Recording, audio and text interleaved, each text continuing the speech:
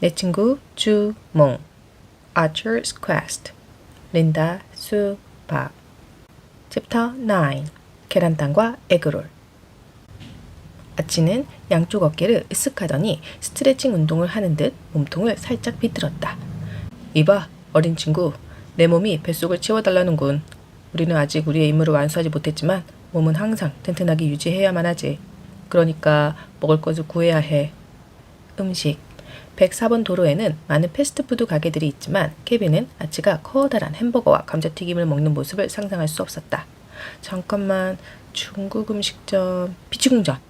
그 음식점은 그 길 바로 위에 있었다.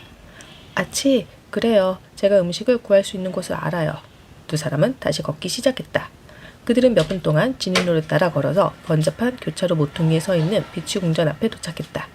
케빈은 문을 당겨서 열려고 손을 내밀다가 주춤하며 손을 멈추었다. 하마터면 잊을 뻔했다. 아치의 기묘한 복장과 활과 화살.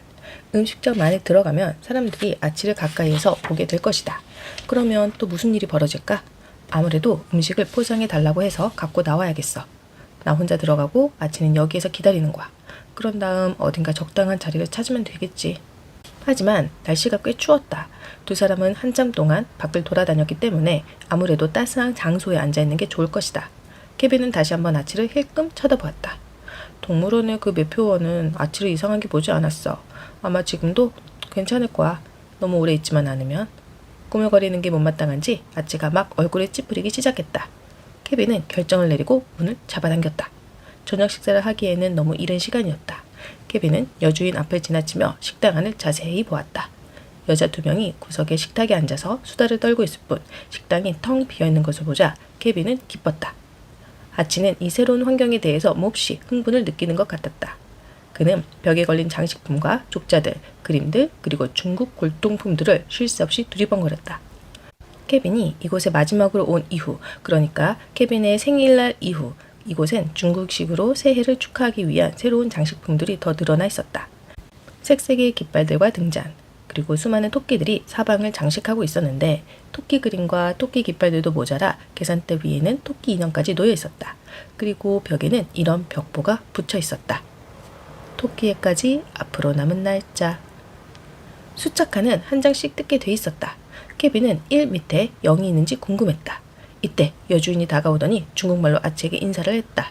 그러나 아치는 머리를 숙여 인사를 하고 아무 말도 하지 않았다. 여주인이 조금 당황하는 표정을 짓자 케빈이 급히 말했다. 두 사람이에요. 여자는 의자 4개가 있는 식탁으로 그들을 안내했다. 케빈은 벽 쪽에 의자를 앉으려고 식탁을 빙 돌아서 걸어가다가 아치가 무섭게 노려보는 바람에 그만 걸음을 멈추어야 했다. 그건 아치가 앉으려는 자리가 확실했다. 케빈은 아치와 마주보는 자리에 앉았다. 그리고 아치가 활과 화살을 빈 의자에 내려놓는 모습을 초조하게 지켜보았다. 여주인은 또다시 놀란 듯 했지만 한마디만 하고 물러갔다. 곧 종업원이 올 겁니다. 아치가 몸을 앞으로 기울이고 속삭였다. 분명히 저 여자는 중국 사람이군. 하지만 내가 아는 지역은 아니야. 아까 저 여자가 나에게 말을 했을 때 중국말처럼 들리기는 했지만 난 그 말을 알아들을 수가 없었어. 케빈은 중국어가 아마도 아치가 살던 시대와 많이 달라졌을 거라고 생각했다. 지금의 영어가 섹스피어 시대의 영어와는 크게 다른 것처럼. 신경 쓰지 말아요, 아치. 그들도 여기에선 나와 같은 언어로 말을 해요. 그런데 저들은 우리더러 이런 식으로 밥을 먹으라고 하는 건가? 원래 밥은 바닥에 앉아서 먹어야 제대로인데. 만약 아치가 괴상한 복장을 하고 있는 것도 부족해서 두 사람이 식당 한 복판에서 바닥에 떡하니 앉아있다면 케빈은 그 모습을 상상하고 간신히 미소를 참았다. 아치, 아저씨한테는 이게 이상하게 보이겠지만 이 세상에서는 의자에 앉아 식탁에서 음식을 먹어야 예의가 바르다고 생각해요. 아치는 한쪽 눈썹을 꿈틀댔다. 정말 이상하군. 하지만 적어도 등은 벽에 대고 앉았으니 다행이야. 등을 벽에 댄 건 그래야 등 뒤를 걱정할 필요가 없었기 때문이었구나. 케빈은 단박에 상황을 이해한 자신이 자랑스러웠다. 동시에 아치에 대해서 동정심을 느꼈다. 왕이면서도 등 뒤에서 칼을 들고 덤비는 자를 늘 경계해야 하다니. 케빈은 커다란 음식 차림표를 훑어보았다.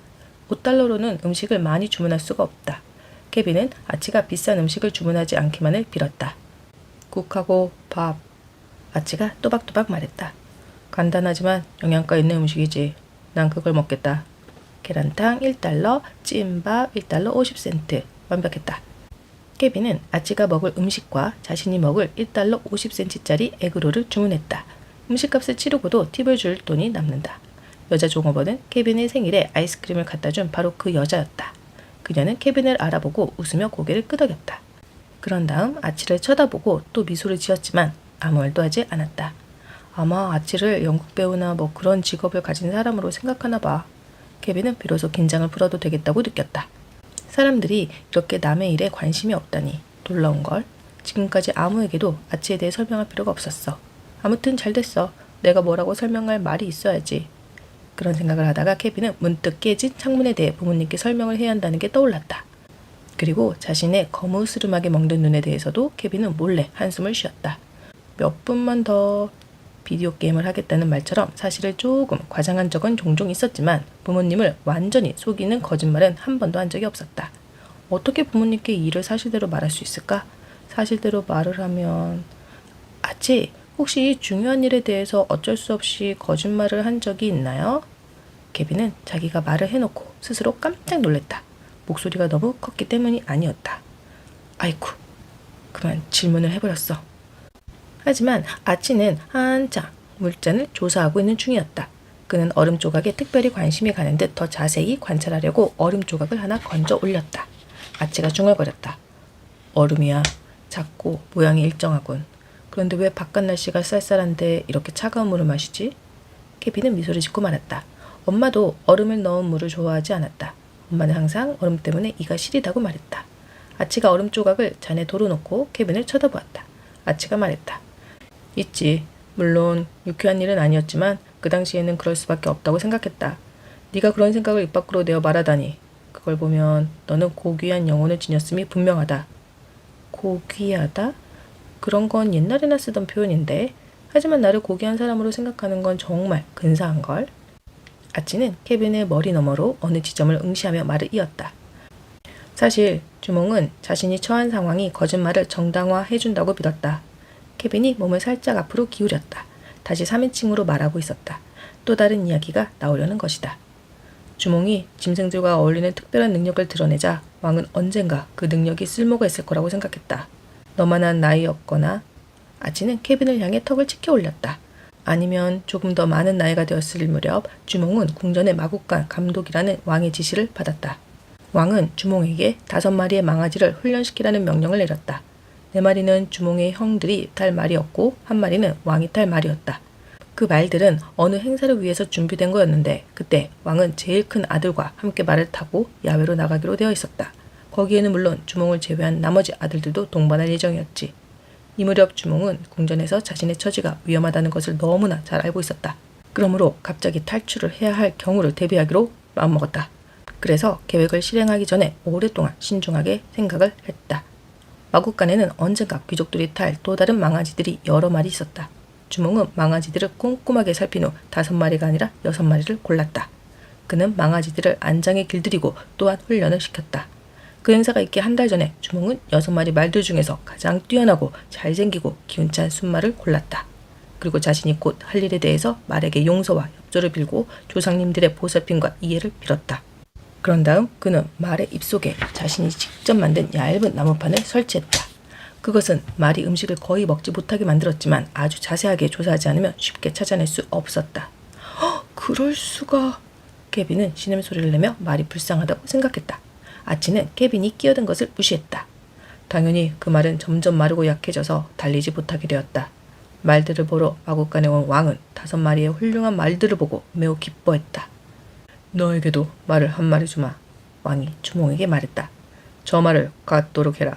주몽이 바라던 대로 왕은 마국간에서 목을 축 늘어뜨리고 있는 그 삐쩍 마르고 초라하기 짝이 없는 말을 손가락으로 가리켰다. 주몽은 왕이 막내 동생에게 준 선물을 보고 서로 팔꿈치를 꾹꾹 찌르며 비웃는 형들을 보았다. 주몽은 감사의 절을 하고 형제들과 아버지가 말을 타고 떠나는 모습을 지켜보았다. 그런 다음 그는 말의 입에서 그 나무판을 빼내고 말이 건강을 완전히 회복할 수 있도록 세심하게 보살피기 시작했다. 곧 그 말은 다시 마국간에서 가장 훌륭한 말이 되었다. 그리고 몇 년 후 궁전에서 운명적인 탈출을 할 때 주몽은 바로 그 말, 그의 충직한 친구를 타고 있었다. 아치는 이야기 상태에서 빠져나오려는 듯 눈을 깜빡였다. 케빈이 말했다.